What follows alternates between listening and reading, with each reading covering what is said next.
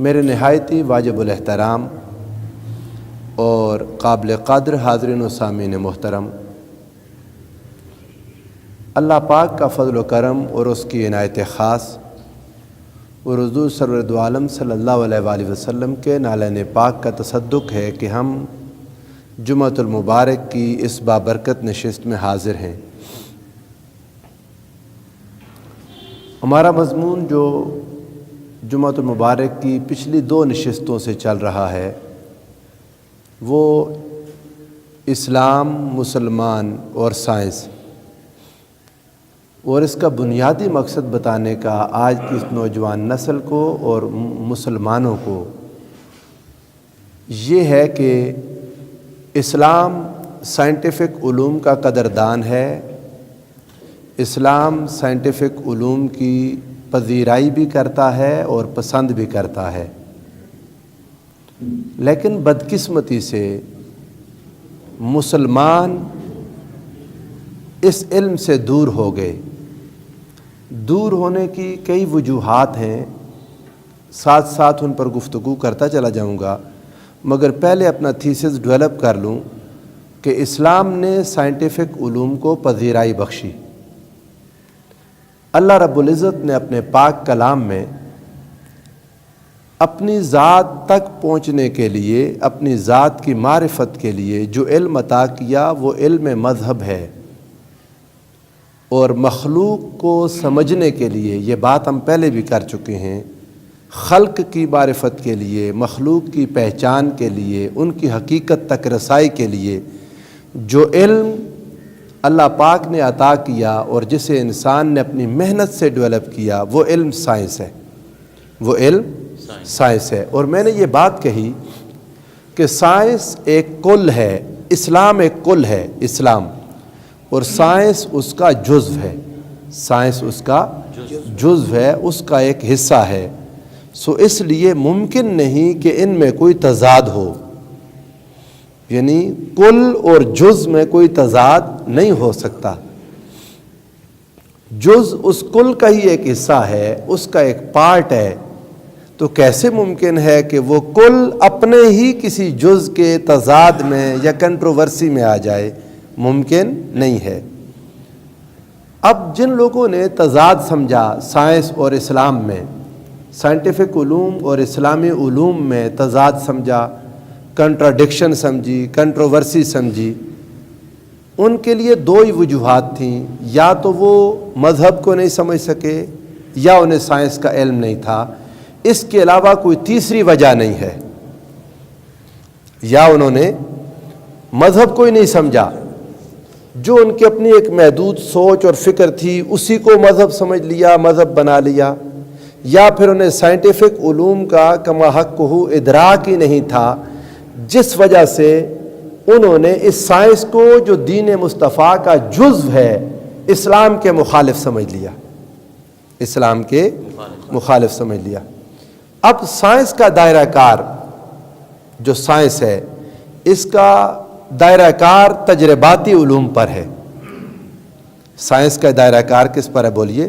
تجرباتی علوم پر، آبزرویشنل اور ایکسپیریمنٹل نالج ہے یہ، جبکہ مذہب اخلاق، روحانیات اور مابعد طبیعیات سے بحث کرتا ہے۔ اب یہ باتیں ذہن میں رکھیں، ان کا آپس میں تضاد ممکن ہی نہیں، یعنی سائنس کا دائرہ کار مشاہداتی اور تجرباتی علوم پر ہے، جبکہ اسلام جو مذہب ہے، مذہب اخلاقی، روحانی اور مابعد طبیعیاتی یعنی میٹا فزیکل امور سے متعلق ہے۔ اب ان دونوں کا آپس میں ٹکراؤ ہو جانا کسی بھی صورت پاسبل نہیں ہے، دائرہ کار ہی الگ الگ ہے۔ اب اس کے اوپر 2-3 اہم دلائل میں دے کے اپنی بات کو آگے بڑھاؤں گا اور ذہنوں کو صاف کرنے کی کوشش کروں گا، جو آج بھی بعض مذہبی ذہن اس طرف جاتے ہیں، اور میں نے پچھلے جمعۃ المبارک کو عرض کیا کہ مذہبی علوم رکھنے والے لوگ جب اس طرف اس سوچ پر آ گئے تو عام نوجوان جو ماڈرن اور کنٹمپریری علوم کی طرف متوجہ ہوا، اس نے مولانا صاحب کا طرز عمل دیکھ کے یہ سمجھا کہ شاید ہمارا مذہب سائنس کے خلاف ہے. یہ سمجھا کہ شاید ہمارا مذہب سائنس کے خلاف نہیں تھا. مذہب اسلام یہ سائنس کا قدردان ہے، سائنس کو فروغ دیتا ہے، مگر مذہبی ذہن شومی قسمت مخالف ہو گیا. مذہبی ذہن بولے مخالف ہو گیا. اب اس پر 2-3 دلائل آپ کے سامنے رکھتا ہوں جس سے یہ بات واضح کرنے کی کوشش کروں گا کہ اسلام اور سائنس میں کسی صورت تضاد ممکن نہیں ہے. تضاد ہمارے اپنے علوم میں ہے، اپنے علم میں کمی ہے. علم کی کمی کے باعث ہم نے اس کو تضاد سمجھ لیا. علم کی کمی کے باعث ہم نے اسے بولے تضاد سمجھ لیا. پہلی بات تو یہ یاد رکھیں کہ ان دونوں کی بنیادیں ہی جدا جدا ہیں. مذہبی علوم اور سائنسی علوم کی بولیں بنیادیں ہی جدا جدا ہیں. جب جدا جدا بنیادوں پر دو چیزیں کھڑی ہیں تو آپس میں وہ اپوزٹ کیسے ہو سکتی ہیں؟ اپوزٹ تو وہ جو ٹکرا جائے. جو چیزیں کنٹروورسی یہ ہے کہ ٹکرا جائیں، ایک دوسرے کے مخالف ہوں، ایک دوسرے کے متصادم ہوں، ایک کا سچ اور دوسرے کا جھوٹ بن جائے، دوسرے کا سچ پہلے کا جھوٹ بن جائے. میری بات آپ سمجھ رہے ہیں؟ جب دونوں اپنی اپنی الگ بنیادوں پر کھڑے ہیں تو کیسے ممکن ہے کہ دونوں کو ہم آپس میں متضاد کنٹروورسی ان میں ثابت کر دیں اور ان میں کنٹراڈکشن ثابت کریں؟ ممکن نہیں ہے. آپ دیکھیں سائنس کا موضوع علم ہے. سائنس کا موضوع کیا بولے؟ علم. جبکہ مذہب کا موضوع ایمان ہے. سائنس کا موضوع کیا بولے؟ علم، نالج. اور مذہب کا موضوع کیا ہے بولیے؟ ایمان. اب علم ظنی چیز ہے. علم کیا بولے؟ ظنی، جس میں امکان خطا ہے، possibility and probability of error. خطا کا امکان ہے، اس میں غلطی ممکن ہے. یہی وجہ ہے کہ سائنس کی ساری جد و جہد، طویل جد و جہد آپ سائنس کی دیکھ لیں، وہ ٹرائل اینڈ ایرر، اقدام اور خطا سے بھری پڑی ہے. پوری جد و جہد. سائنس میں کوئی علم تب تک ریالٹی تک نہیں پہنچتا جب تک وہ پورے پروسیس سے ہو کے نہیں گزرتا. جبکہ مذہب کی جو چیز رب ذوالجلال نے ریویل کر دی، چونکہ ڈیوائن نالج ہے، مذہب کی ہر شے، ایمان بنیادی حقیقت ہے. بنیادی حقیقت جس میں کوئی امکان خطا ہے ہی نہیں، جس میں غلطی کا کوئی امکان بولیے ہے ہی نہیں. ایمان کیا ہے؟ ایمان آپ اگر اس کو غور کریں تو ایمان ان حقائق کا نام ہے جو نظر ہی نہیں آتے. ایمان ان حقائق کا نام ہے جو بولیے نظر ہی نہیں آتے. اللہ پاک نے پاک کلام میں ارشاد فرمایا الذین یؤمنون بالغیب، وہ لوگ جو ایمان لاتے ہیں غیب کی چیزوں پر. ایمان بالغیب، ایمان بن دیکھے ہے. ایمان بولیے بن دیکھے. ایمان اللہ پر ایمان دیکھے بغیر، رسولوں پر ایمان، کتابوں پر ایمان، جنت پر ایمان، دوزخ پر ایمان، ملائکہ پر ایمان، آخرت کے دن پر ایمان. یہ ایمان بالغیب ہے. ایمان دیکھ کر نہیں ہے. ایمان بولیے دیکھ کر نہیں ہے. ایمان مصطفیٰ کریم صلی اللہ علیہ وآلہ وسلم سے سن کر ہے. ایمان حضور سرور دو عالم صلی اللہ علیہ وآلہ وسلم سے سن کر. حضور نے فرما دیا خدا ہے، مان لیا کہ خدا ہے، یہ ایمان ہے. آقا دو جہاں نے فرمایا خدا ایک ہے، وحدہ لا شریک ہے، اس کا کوئی اولاد نہیں، وہ خود کسی کی اولاد نہیں، وہ بے نیاز ہے. یہ ساری چیزیں خدا کی شانیں مان لی حضور سرور دو عالم صلی اللہ علیہ وآلہ وسلم سے سن کر.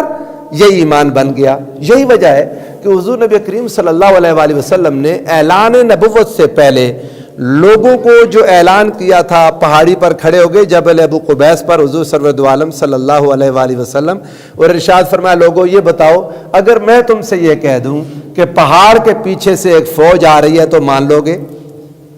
غیب کو ماننا. حضور علیہ الصلوۃ والسلام اپنی زبان پر ان کا اعتماد چیک کر رہے تھے کہ میں جو بات کہہ دوں اس کو مانتے ہیں یا نہیں مانتے. انہوں نے کہا بالکل مانیں گے.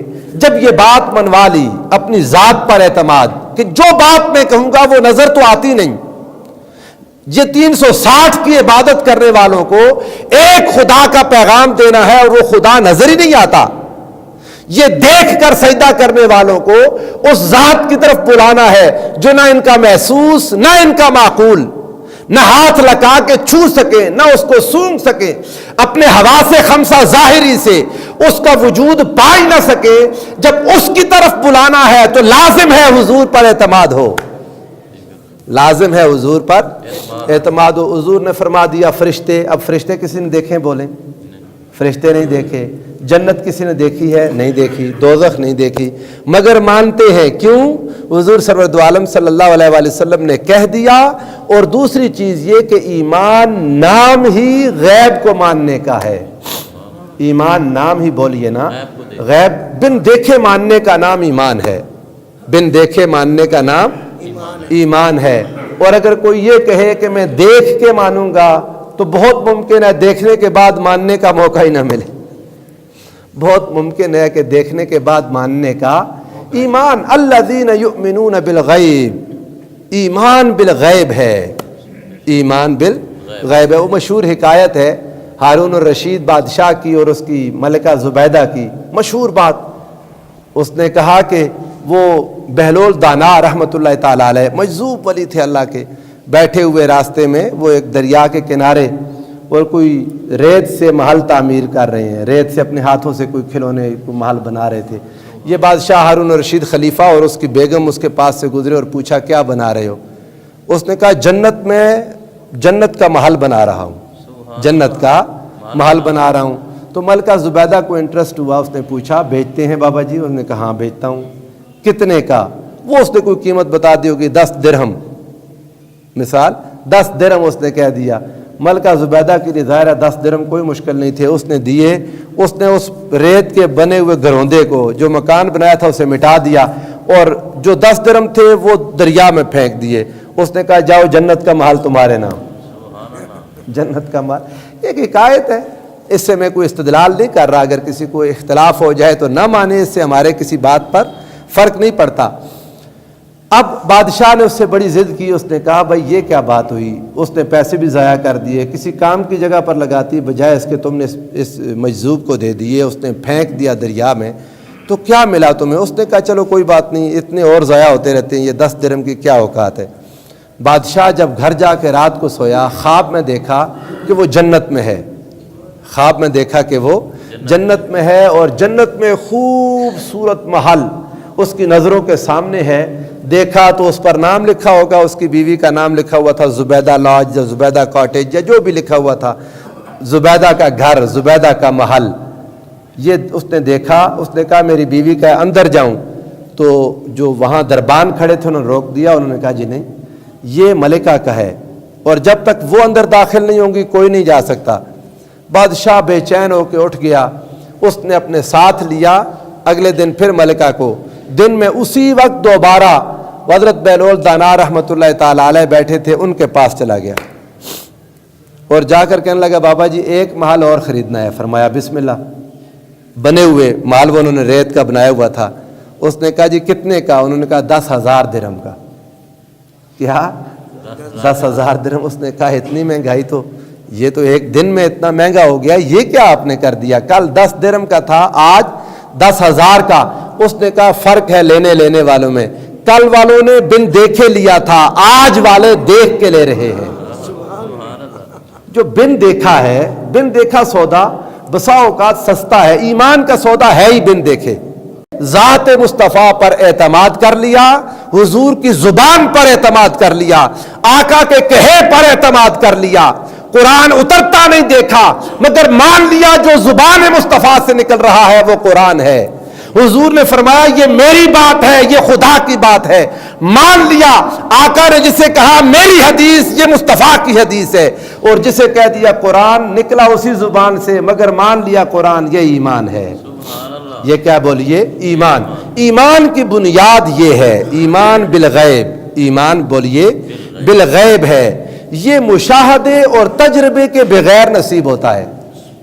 اس میں مشاہدہ آبزرویشن اور ایکسپیریمنٹ بولیں نہیں ہے. ایمان بالغیب ہے. جبکہ سائنس کیا ہے؟ سائنس نظر آنے والی اشیاء سے متعلق ہیومن ایکوائرڈ وزڈم ہے، انسان کا حاصل کردہ علم۔ سائنس نظر آنے والی یا وہ چیزیں جن کا نظر آنا ممکن ہے، آپ ننگی آنکھ سے دیکھ سکیں یا خوردبین سے دیکھیں یا کسی بھی شے سے، مگر وہ چیزیں نظر آنے والی چیزیں ممکنہ طور پر جن کو دیکھا جا سکتا ہے، سائنس ان دیکھی جانے والی ممکنہ طور پر دیکھی جانے والی چیزوں کا علم ہے۔ اب آپ بتائیں، ایک طرف ایمان کی بنیاد ہے ہی غیب کی چیزوں پر، اور سائنس ان چیزوں پر بحث کر رہی ہے جو ممکنہ طور پر نظر آ سکتی ہیں۔ اب جب بنیادیں جدا جدا ہے تو آپس میں اختلاف کیسا؟ بولیے، امکان ہے کوئی اختلاف کا؟ نہیں، کسی بھی صورت نہیں ہے کہ چیزیں مختلف ہیں۔ اب مذہب گاڈ گفٹڈ ہے، اللہ نے عطا کر دیا، اللہ نے ریویل کر دیا، حضور سرور دو عالم صلی اللہ علیہ وآلہ وسلم نے اللہ کی رہنمائی سے وہ عطا کر دیا، حضور سرور دو عالم صلی اللہ علیہ وآلہ وسلم سے لے لیا، یہ مذہب ہے۔ اس میں کسی خطا کا امکان نہیں ہے، اس میں خطا کا امکان نہیں ہے۔ جبکہ سائنس کا طریقہ کار کیا ہے؟ مذہب قطعیات پر بحث کرتا ہے، جو چیزیں قطعی ہیں، قطعی چیزوں پر بحث مذہب کی ہے، جبکہ سائنس کی بحث قطعیات پر نہیں ہے، پروبیبلٹیز پر ہے۔ سائنس کی بنیاد پوسیبلٹیز پر ہے، امکانیات پر ہے، جو چیزیں ممکن الوجود ہیں، جو چیزیں ممکن ہے درست ہو، ایکسپیریمنٹ کے بعد ثابت ہو جائے درست ہے تو تب جا کے ریالٹی بنے گی، اور اگر ایکسپیریمنٹ سے ثابت ہو کہ درست نہیں ہے تو ریالٹی نہیں بنے گی۔ سائنس میں یہ بھی ہوا بسا اوقات، ایک زمانے تک ایک چیز کو ریالٹی سمجھتے رہے، جب علم مزید آگے بڑھا، وزڈم مزید بڑھی، ہیومن ایکوائرڈ وزڈم، تو ثابت ہوا کہ پچھلی تھیری غلط تھی، انہوں نے اسے غلط ماننے میں 1 سیکنڈ کی دیر نہیں لگائی، غلط مان لیا، دوبارہ نئی تھیریز جنم لے گئیں۔ اب آپ یوں سمجھ لیں کہ ایمان قطعیات سے بحث کرتا ہے اور سائنس کی بحث قطعی چیزوں سے نہیں ہے، پروبیبلٹیز سے ہے، ہائپوتھیسز بنیاد ہے سائنس کی بنیاد کیا؟ بولیے، مفروضہ۔ سائنس کی بنیاد کیا ہے؟ مفروضہ۔ کسی ایک چیز کو فرض کر لیا، اور فرض کر لے، ہائپوتھیسز کو اگر آپ ڈیفائن کریں تو وہ سپوزیشن ہے، کوئی چیز سپوز کر لی، یا پھر آپ یوں کہہ لیں پروپوزڈ ایکسپلینیشن ہے، اور محدود علم کی بنیاد پر کوئی سپوزیشن جو بنیاد بن جائے آئندہ آنے والی کسی ریالٹی کی، ایسی سپوزیشن جو بنیاد بن جائے آئندہ آنے والی کسی ریالٹی کی، یہ سائنس ہے۔ سائنس نے ایک چیز فرض کی، سپوز کیا، ہائپوتھیسس قائم کیا، پھر اس کے بعد اس کو آبزرو کیا، آبزرویشن کے بعد ایکسپیریمنٹس، کئی طرح کے ایکسپیریمنٹس کرنے کے بعد وہ چیز جا کے ریالٹی بنی۔ جبکہ مذہب یہ نہیں ہے، مذہب نے جو چیز براہ راست بتا دی وہ حقیقت ہے، وہ بولیں حقیقت ہے۔ اس پر کبھی اللہ پاک نے چاہا تو میں الگ سے مضمون کروں گا۔ اب یہ اللہ رسول کی بات تو حقیقت ہے، مگر اس غلامی کے دور کی ایک یہ بھی بہت بڑی مصیبت ہے، ہمارے مولانا نے جو کہہ دیا وہ سمجھتے ہیں وہ بھی حقیقت ہے۔ اللہ رسول کا کہا تو اس کا انکار ممکن نہیں، جو اللہ اور اس کے رسول نے فرما دیا اس کا انکار ممکن نہیں ہے۔ اب اگر کوئی مولانا اپنی زبان سے جو فرما دیں، یا جو پیر صاحب کوئی کہہ دیں، یا کوئی استاد کہہ دیں، یا کوئی شیخ الاسلام کہہ دیں، یا کوئی مفتی صاحب کہہ دیں، وہ سمجھتے ہیں یہ بھی حقیقت ہے، یہ بات غلط ہے۔ یہ مسلمانوں میں جتنے اختلافات ہیں نا، اختلافات امت میں، اس کی بنیاد زیادہ تر ایسی چیزوں پر ہے۔ ہمارے مولانا نے جو بات خود سمجھی اس کو بھی حقیقت سمجھ لیا اور ڈٹ گیا، دوسرے کی بات سننے کے لیے تیار بولیے نہ ہوئے، دوسرے کی بات کو غلط کہہ دیا۔ حضور مجدد الفسانی رضی اللہ تعالیٰ عنہ کے پاس کوئی شخص آیا، اس نے کہا حضور مجھے نصیحت کر دیں۔ آپ نے فرمایا ساری زندگی خدا نہ بننا اور رسول نہ بننا، ساری زندگی خدا نہ بننا اور رسول نہ بننا۔ اس نے کہا حضور یہ کیسے ممکن ہے خدا اور رسول بننا؟ آپ نے فرمایا خدا جو کہہ دے وہی ہو جائے، یہ خدا کی شان ہے، جو کہہ دیا وہی ہو جائے، یہ شان خدا کی ہے۔ اور جو میں نے کہا اسے کوئی نہ مانے تو کافر ہو جائے، یہ شان مصطفیٰ کی ہے، نہ خدا بننا نہ مصطفیٰ بننا۔ تمہاری بات غلط ہو سکتی ہے، میری بات غلط ہو سکتی ہے، اللہ اور اس کے رسول نے جو باتیں قطعی کہہ دیں وہ دین ہے، وہ مذہب ہے، اور جن باتوں میں خدا اور مصطفیٰ نے زور نہیں دیا، تفصیلات نہیں بتائیں، تشریحات نہیں بتائیں، علماء نے محنت کی، تشریحات نکالیں، ایک عالم کی تشریح دوسرے عالم کی تشریح سے ڈفر کر سکتی ہے، ایک عالم کی تشریح دوسرے عالم کی تشریح سے بولے مختلف ہو سکتی ہے، اسی سے مسالک بنے ہیں، اور وہ سارے مسالک اسلام کے اندر ہیں۔ ہم نے اسلام کو مسلک میں ڈالنے کی کوشش شروع کر دی، مسالک اسلام میں ہیں، اسلام مسلکوں میں نہیں ہے۔ ہم میں سے ہر ایک نے یہ کوشش شروع کر دی کہ میرے مسلک میں اسلام پورا شامل ہو جائے، کہ جو میرا مسلک ہے سارا اسلامی یہ ہے، جو اس سے باہر گیا وہ کافر ہے۔ میری بات آپ سمجھے؟ یہ جو بد ذہنی پھیلی امت میں، نفرتیں اس سے بن گئیں، دنیا پتہ نہیں کیا کچھ کر رہی ہے، دنیا اس وقت کہاں چاند پر کمر ڈال کے مریخ پر پہنچی ہوئی ہے، دنیا اس وقت اور جنگیں لڑ رہی ہے، اور ہمارے آپس کے مسلک لڑی جا رہے ہیں، کوئی سمجھ نہیں آ رہی۔ یہ کہتا ہے میرا مسلک ٹھیک ہے، وہ کہتا ہے میرا۔ اللہ کے بندو نکلو ان مسالک سے اور آؤ اسلام کے اندر۔ یہ تشریحات ہیں جن سے مسالک بنے۔ اللہ اور اس کے رسول نے جس چیز کو واضح کر دیا اس میں کوئی اختلاف آج تک پوری امت میں نہیں ہے، اور جہاں اللہ اور اس کے رسول نے تشریح نہیں بتائی، امت نے خود سے تشریح کی، تو یہ بات عقل اور امکان کے مطابق ہے کہ ہر ایک کی تشریح ایک جیسی ہو جائے، یہ ممکن بولے نہیں ہے۔ اللہ اور اس کے رسول کی یہ منشا بھی نہیں تھی، اس سے علم رک جاتا ہے۔ اگر ساروں کا ذہن ایک جیسا ہو جائے تو اس سے علم رک جاتا ہے۔ تو یہ جو ڈیفرنٹ اوپینینز تھیں، اوپینین کسی بھی میٹر پر، وہ اس لیے تھی کہ علم آگے بڑھے، علم میں مقابلہ ہو، علم میں مسابقت ہو، ایک دوسرے کے لیے بات واضح کرنے کے لیے محنت کی جائے۔ وہ علم اس لیے، وہ مخالفت بنانے کے لیے نہیں تھا، وہ اختلاف امتی رحمت، میرے آقا نے فرمایا تھا میری امت کا اختلاف رحمت ہے، اس لیے کہ اس اختلاف کی وجہ سے امت محنت کرتی ہے اپنے اپنے دلائل پر بولیے محنت کرتی ہے۔ تو اب یہ جو مذہب اللہ پاک نے جو چیزیں واضح کر دیں، وہ واضح 2 + 2 4 کی طرح کلیئر باتیں، ان میں اختلاف نہیں ہے، وہ مذہب کا موضوع ہے۔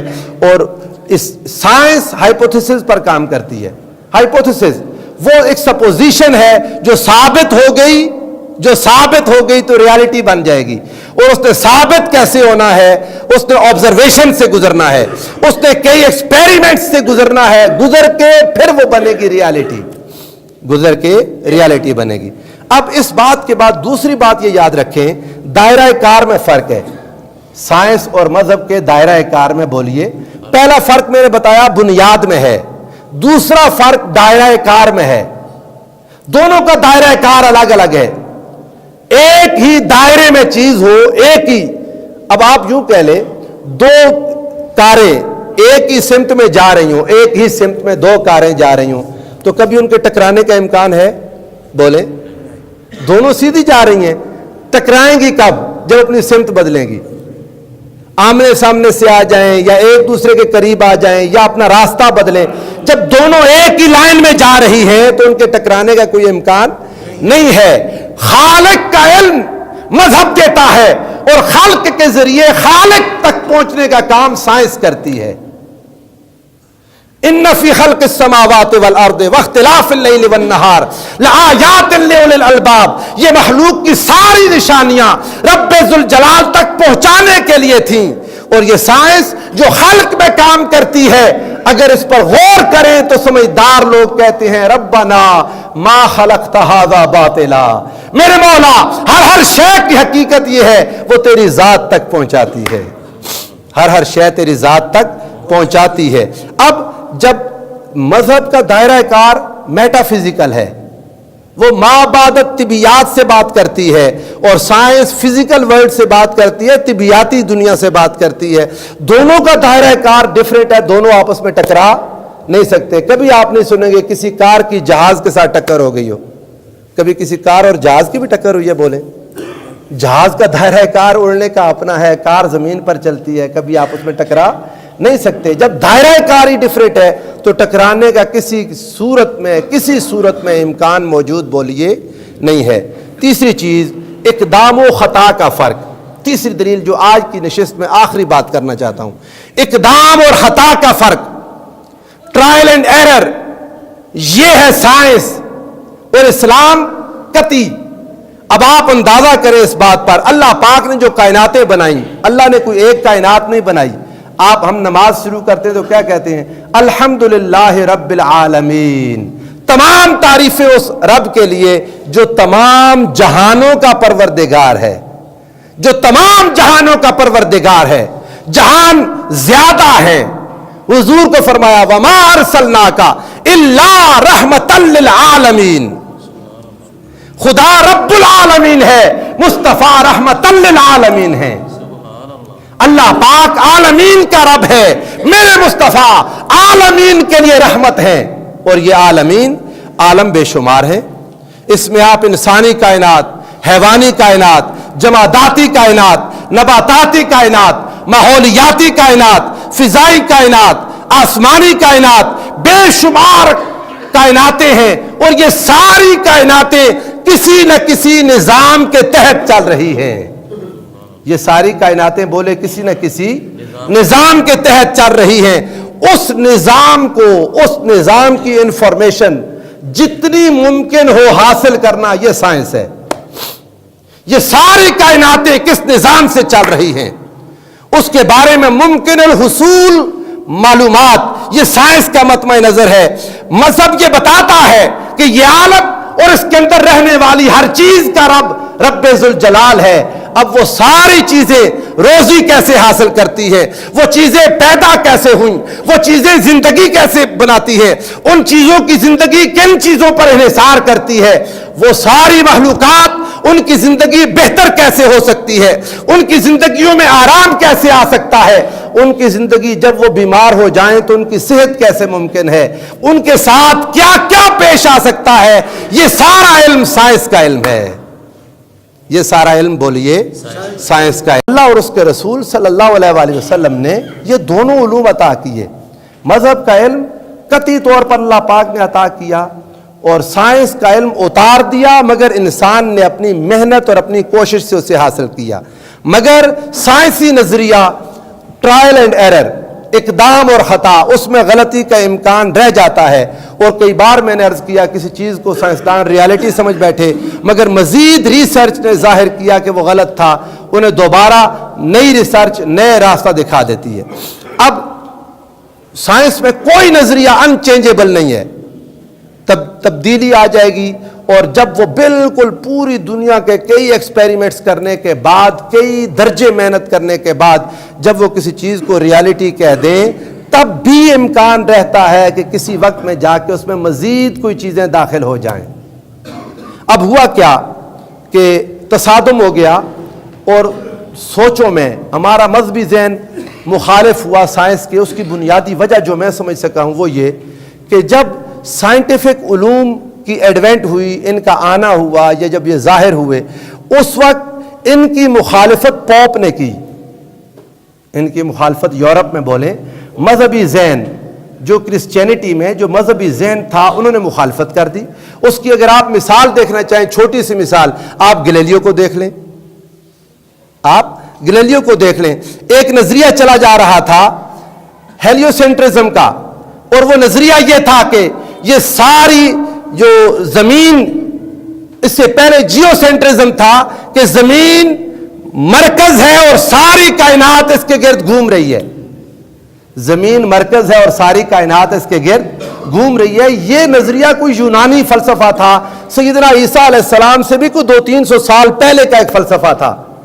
جب عیسائیت میں تحریف ہو گئی، حضرت عیسیٰ علیہ السلام کی تعلیمات لوگوں نے بدل دی، عیسیٰ علیہ السلام کی انجیل، بائبل رب ذوالجلال کی نازل کردہ علم تھا، مگر چونکہ خدا نے اس کی حفاظت کی ذمہ داری نہیں اٹھائی تھی، تحریف ہوئی، تبدیلی ہوئی، چینجز ہوئی، اس میں لوگوں نے مرضی کی چیزیں داخل کیں، تو یہ یونانی فلسفہ عیسائیت میں اور بائبل میں داخل ہو گیا۔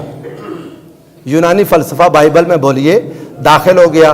جب بائبل میں داخل ہوا تو ان لوگوں کا مذہبی ذہن کا یہ ایک المیہ تھا, انہوں نے اس کو اللہ کا کلام سمجھا اور اللہ کا کلام سمجھ کے یہ نظریہ, مذہبی نظریہ عیسیٰ علیہ السلام کی طرف منسوب کر دیا کہ زمین سینٹر ہے اور اس کے گرد ساری کائنات زمین کے گرد گھوم رہی ہے. اب جب یہ نظریہ صدیوں چلتا رہا, چلتے چلتے, حالانکہ میں جب آؤں گا انشاءاللہ اس ٹاپک پر, قرآن پاک نے یا اصل بائبل نے ایسی کوئی تعلیم بولیے نہیں دی تھی. قرآن مجید آج بھی اصل حالت میں موجود ہے الحمدللہ اور قیامت تک رہے گا. اور بائبل جو اصل تھی وہ بھی کلام خدا تھا, یہ اس کی تعلیم نہیں تھی, یہ گریک فلسفی تھی جس کو لوگوں نے امپورٹ کر کے بائبل میں شامل کر دیا تھا. اب جب اس کے خلاف یہ جو 1515 کا غالباً زمانہ ہے, بلکہ گلیلیو سے بھی پہلے سائنسدان اس بات پر آ چکے تھے کہ زمین مرکز نہیں ہے, مرکز سورج ہے. مرکز کیا بولیے؟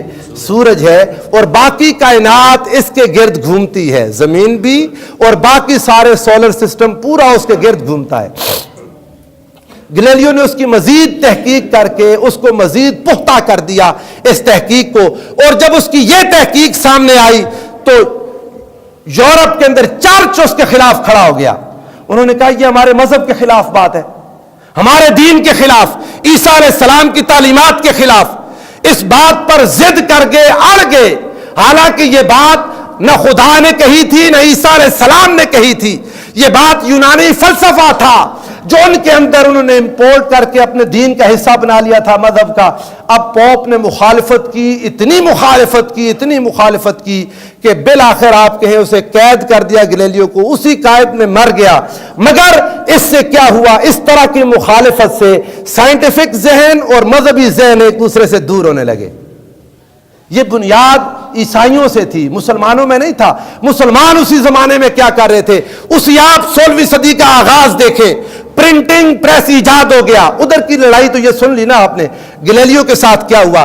آج آپ کو اپنے عالم اسلام کا اس وقت کا حال آپ کو بتاؤں کہ پرنٹنگ پریس کی ایجاد 1455 میں 1455 میں جرمنی نے پرنٹنگ پریس ایجاد کر لیا, جس سے کتابیں پبلش ہوتی ہیں, پرنٹ ہوتی ہیں, کتابیں ساری پرنٹ ہوتی ہیں.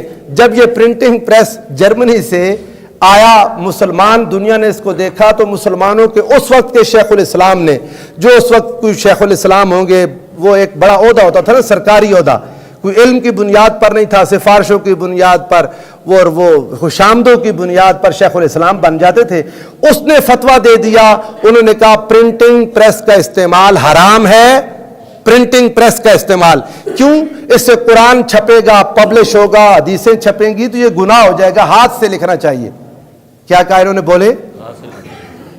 استغفر اللہ العظیم, ہاتھ سے لکھنا چاہیے. اگر یہ پرنٹ گئے تو زور سے لگیں گے, وہ چھاپے لگیں گے تو یہ قرآن کی توہین ہو جائے گی. لہذا یہ پرنٹنگ پریس کیا ہے بولیے؟ ہمارا مولوی اور عالم اور مذہبی ذہن ہر زمانے میں نئی آنے والی چیز کے خلاف ہو گیا, نہیں آنے والی چیز کے خلاف کھڑا ہو گیا. اب سائنسی ذہن یہ سمجھتا ہے کہ شاید اس علامہ صاحب کو, اس مولانا صاحب کو اسلام سکھا رہا ہے. وہ اسلام نہیں, یہ ان کی آرتھوڈاکس جو ان کی سوچ ہے, آرتھوڈاکس ریلیجیوسٹی, یہ پاپائیت ہے, یہ ملائیت ہے. جو چیز اپنے ذہن نے نہ مانی, فوراً اسلام کی, قرآن کی آیات کا مرضی کا ترجمہ کر کے مولانا صاحب اس کے سامنے کھڑا ہو گیا مخالفت میں. اور آپ اندازہ کریں 1455 میں بننے والی پرنٹنگ پریس, اس کا حال کیا ہوا. 1817 میں پہلی اسلامی کتاب ایران میں جا کے شائع ہوئی. آپ 1455 سے 1817 آپ اندازہ کریں کتنے 100 سال گزر گئے, تقریباً 350 سال پرنٹنگ پریس دنیا میں کام کرتا رہا, کتابیں چھپتی رہیں. غرناطہ اس وقت جو مسلمانوں کا فتح ہو چکا تھا, یہاں سے کتابیں اٹھا کے انہوں نے دنوں میں, مہینوں میں اپنے نام سے پرنٹ کر دی, جن کے بارے میں اقبال نے کہا کتابیں اپنے آبا کی جو دیکھیں ان کو یورپ میں تو دل ہوتا ہے سی پارا.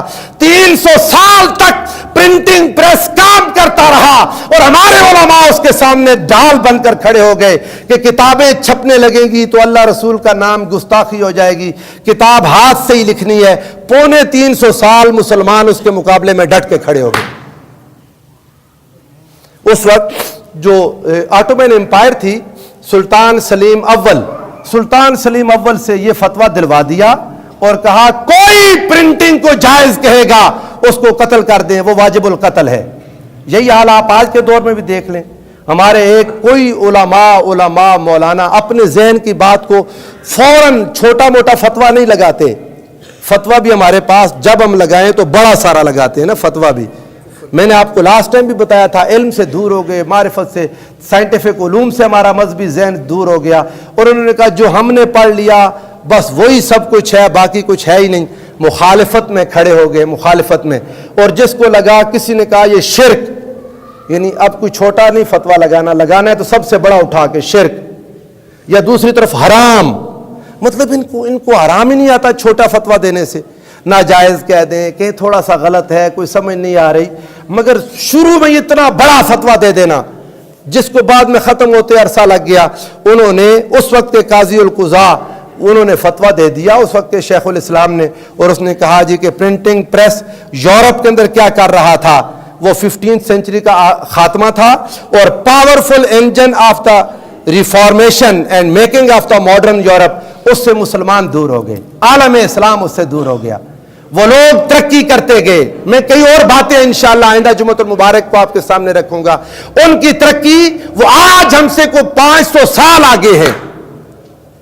آج عالم اسلام یورپ سے کوئی 500 سال پیچھے رہ چکا، اور اس دور میں جب سیکنڈ ورلڈ وار کے بعد مسلمانوں کے کئی ممالک آزاد ہوئے، کئی ممالک مسلمانوں کے آزاد ہوئے، تو اس میں یہ ہوا کہ چونکہ کلونیلزم تھا، جب ڈی کلونیلزم آیا، یہ جو سامراجی طاقتیں جیسے ہمارا ہندوستان یہ برطانیہ کے انڈر تھا، برطانیہ گیا، تقسیم ہوئی، تھوڑی سی تقسیم غلط کر کے چلا گیا، کشمیر ان کے انڈر کر دیا۔ ایسے ہی اگر آپ چیچنیا میں چلے گئے، رشیا کے ساتھ کیا ہوا، کئی اور ممالک جو مسلمان ممالک آزاد ہوئے، ایسے ہی فلسطین اور اسرائیل کا مسئلہ بنا۔ یہ سارے مسائل یہ سرحدوں کے مسئلے تھے، ہمارے مذہبی ذہن نے اس کو اسلام اور کفر کا مسئلہ بنا کے مسلمان اور یورپ کے سائنسدانوں کے درمیان اور فاصلہ پیدا کر دیا۔ میں اس بات پر آؤں گا، کسی وقت شاید کسی کو غصہ آئے، لیکن یہ بات حقیقت ہے، یہ مسائل ان کو حل کرنا یہ ہمارے حکمرانوں کا کام تھا، دنیا کے ساتھ مل کے حل کرنا، مگر ہوا کیا، اسے اسلام اور کفر کی جنگ بنا دیا۔ جب یہ اسلام اور کفر کی جنگ بنی تو پھر لوگوں نے اس کو استعمال کیا، امریکہ نے اس میں پیسہ جھونک دیا، اور ہمارا مذہبی ذہن جہاد کے نام پر کبھی افغانستان میں، کبھی چیچنیا میں، کبھی کہاں لڑتے ساری دنیا کو آج یہ پیغام جا رہا ہے، مسلمانوں کی ناسمجھی سے، کم فہمی سے دنیا میں یہ بات بن گئی کہ شاید مسلمان یہ دہشت گرد ہیں، مسلمانوں کے جہاد کو بدنام کیا گیا، عالم مسلمانوں کی جدوجہد کو بدنام کر دیا۔ وہ علاقائی جنگیں تھیں، ان کو اسلام کا لبادہ اوڑھا کے اسلام کو اتنا بدنام کیا ان لوگوں نے کہ آج دنیا کو سمجھنے میں مشکل ہو رہی ہے مسلمان کہاں ہے اور اسلام کہاں ہے۔ حضرت محترم، یہ بات انشاءاللہ آئندہ اس موضوع پر پھر گفتگو کروں گا۔ اسلام سائنس کے خلاف نہیں تھا، مسلمان کیوں ہو گیا؟ آج کے دور میں مسلمانوں کو یہ بات سوچنی پڑے گی، حکمران نہیں سوچیں گے، پورا عالم اسلام پاکستان سمیت سارے حکمران اپنی بادشاہتیں بچانے میں لگے ہیں، اپنی زمینیں جائیدادیں بچانے میں لگے ہیں، اپنے بیرون ملک کرنسی اکاؤنٹس بچانے میں لگے ہیں۔ انہیں کیا لگے اس وقت مسلمانوں کی ضرورت کیا ہے، انہیں کیا لگے عالم اسلام کس مشکل میں ہے، انہیں کیا لگے آج سے 100 سال بعد اسلام کا مقدر کیا بنے گا، بس۔ اور پھر ایک طرف علماء ہیں، یہ دعاؤں کے ساتھ یا اللہ تعالیٰ رشیا کے ٹینکوں میں کیڑے پڑ جائیں تو ان کے سارے جہاز گر جائیں، وہ ڈرون پھینکتے ہیں، یہ مسجدوں میں دعا کر کے ان کا ڈرون گرانے کی کوشش کرتے ہیں، ٹیکنالوجی سے دور، علم سے دور اور سائنٹیفک علوم سے دور۔ کب تک ہم ان لوگوں کا مقابلہ کر سکیں گے ان چیزوں کا جو ریالٹی بن چکی ہیں؟ اس لیے اللہ پاک ہمارے حال پر رحم فرمائے۔ آخر میں جا کے کچھ کوشش کریں گے ہم کیا نتیجہ نکلتا ہے، لیکن آج زور دوں گا پھر اسی بات پر، وہ طلبہ، وہ طالبات، بچے بچیاں جو پڑھ رہے ہیں، میرے بچوں مستقبل آپ کا ہے، اسلام کا مستقبل آپ کے ہاتھوں میں ہے، مصطفیٰ کے دین کا مستقبل آپ کے ہاتھوں میں ہے۔ میرے بچوں، چھوٹے چھوٹے معصوم بچے جوان میٹرک میں FSC انجینئرنگ کر رہے ہیں، میڈیکل کر رہے ہیں، خدا را اپنے علم میں محنت کریں، اپنے علم میں محنت کریں، اپنے علم میں محنت کریں۔ اپنے کردار کی حفاظت کریں، اپنے اخلاق کی حفاظت کریں، اور علم میں اتنی محنت کریں کہ آئندہ دور مسلمان علم کے آسمان پر چمکنے کی پوزیشن میں آ جائیں۔ اللہ پاک ہم سب کے حال پر رحم فرمائے۔ وما علیہ الا البلاغ۔